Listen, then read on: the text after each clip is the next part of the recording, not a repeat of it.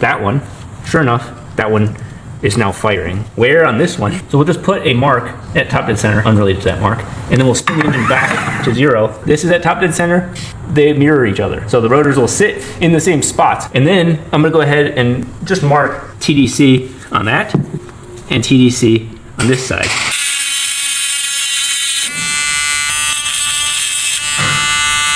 I'm gonna do a real rudimentary way of making sure all these add up. You can string it together like this, and in fact, you could run it just an 8 rotor right there.